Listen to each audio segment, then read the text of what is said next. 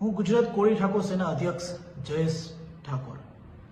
વિછિયા કોળી Thakor મહાસંમેલન 9 March યથાવત છે.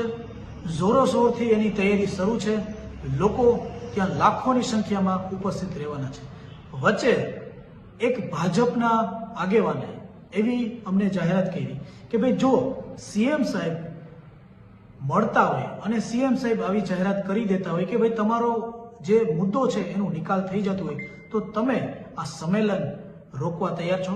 તો મેં પણ એને કીધું હતું એક શરતે રોકવા તૈયાર છું, જો એનો નિર્ણય ન દઈ શકતા હોય, જો ન લઈ શકતા હોય, જો ન મળાવી શકતા હોય તો તમે ભાજપના લોકો સાથે અમને સમર્થન આપવાના છો તો હું તમારી સાથે છું.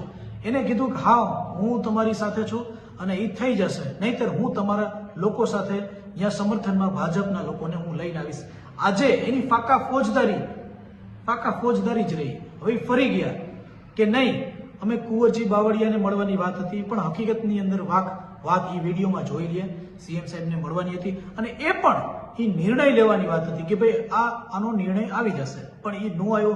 હવે મારે એને કહેવાનું કે હવે તમે શું કરશો?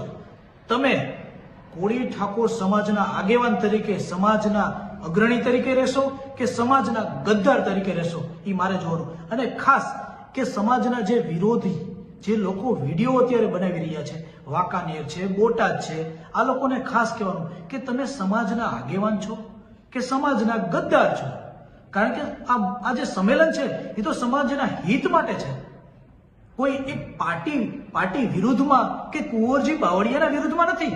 હું તમને ગુજરાત કોળી ઠાકોર સેના અધ્યક્ષ તરીકે કુંવરજીભાઈ બાવળિયાને એ સ્ટેજ ઉપર ખુલ્લેઆમ જાહેરમાં હું તમને આમંત્રણ આપું છું કે તમારે ત્યાં આવવાનું છે અને તમે આનો નિર્ણય લઈ આપો.